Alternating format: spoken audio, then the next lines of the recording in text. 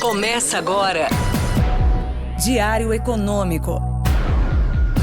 Um oferecimento do Canal Rural. Uma análise das principais informações que impactam os mercados, a economia global e do Brasil. Apresentação Marco Caruso. Olá, bom dia. Hoje é quarta, 19 de junho e este é o seu Diário Econômico. A semana segue com uma certa divisão entre os ativos locais e lá de fora. A gente segue aquém dos movimentos positivos do externo, que ontem foram puxados por números mistos da economia americana e pela Nvidia para variar.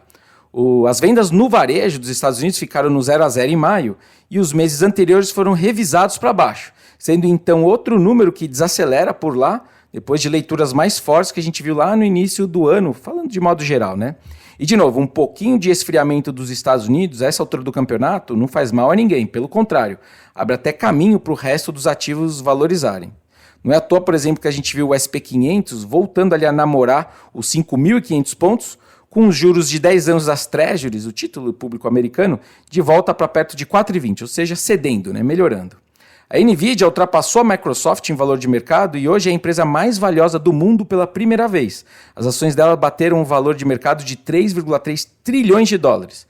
A inteligência artificial, então, continua aí no centro das atenções dos investidores e do mundo todo, né? Por aqui, a tensão pré-compou ganhou tempero extra com as críticas requentadas sobre o Banco Central e a sua política de juros. Nas palavras do presidente Lula, em entrevista à rádio CBN, o presidente do Banco Central tem que ser imune ao mercado, controlar o nervosismo e ajudar a fazer o país crescer. A pressão sobre o Roberto Campos é antiga e as críticas pioraram não só pela perspectiva de pausa nos cortes da Selic hoje, em 10,5%, mas também pela sua ida a um evento com o governador de São Paulo, Tarcísio de Freitas. De qualquer forma, a pressão certamente respinga nos demais diretores do Copom, especialmente naqueles que são cogitados para substituir o Roberto Campos na virada desse ano. Para o mercado, o que importa disso tudo é a dúvida que fica sobre qual seria a decisão de juros hoje de um diretor que, por um lado, tem a pretensão de assumir esse cargo, mas, por outro, está vendo as expectativas de inflação e o balanço de riscos para o cenário piorar dia após dia. E nessa dúvida, o mercado comprou um pouco mais de dólar para se proteger, enquanto apostou numa curva de juros mais baixa no curto prazo, só que mais pressionada no longo. Basicamente, na ideia de que vai que a gente tem de novo votos dissidentes no Copom, né, com alguns decidindo cortar juros, o que reacenderia o risco de cortes prematuros de juros no futuro próximo, especialmente quando o Roberto Campos sair, mesmo que ao custo de um dólar mais alto ainda. Outro ponto que coloca uma pulga atrás da orelha do mercado é a opinião do presidente ao dizer que o comportamento dos membros do Banco Central, abre aspas, é a única coisa desajustada no país no momento.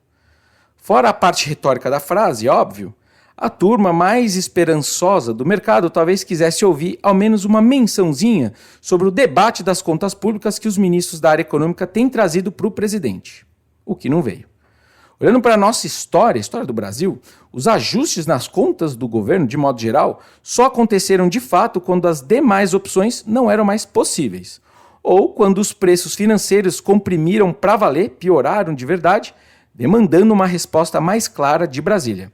Talvez o câmbio na casa de 5,40 de hoje pareça alto para a gente, mas ainda não assuste ninguém de verdade por lá. Para terminar, ainda sobre o Copom de hoje, além dos votos, eu vou procurar detalhes na comunicação que fechem de vez, ou não, a chance dos cortes serem retomados lá para frente. Tentando contemplar aí os aspectos técnicos e políticos dessa decisão de parar os juros em 10,50, não me seria estranho ter alguma frase que indicasse que se optou por uma pausa. E no fundo, o tom adotado pelo documento vai ser muito complicado. Como os mercados estão mais sensíveis ao assunto, o melhor a se fazer é não alimentar nem a fogueira dos que acham que o colegiado pode ficar mais leniente com a inflação no futuro, nem a fogueira dos que estão colocando chance de altas de juros em 2025, pelas dúvidas que a gente tem sobre cenário fiscal, cambial, inflação, etc. Seja lá como eles vão fazer, aí a arte é com eles. Bom dia, bons negócios e sorte sempre!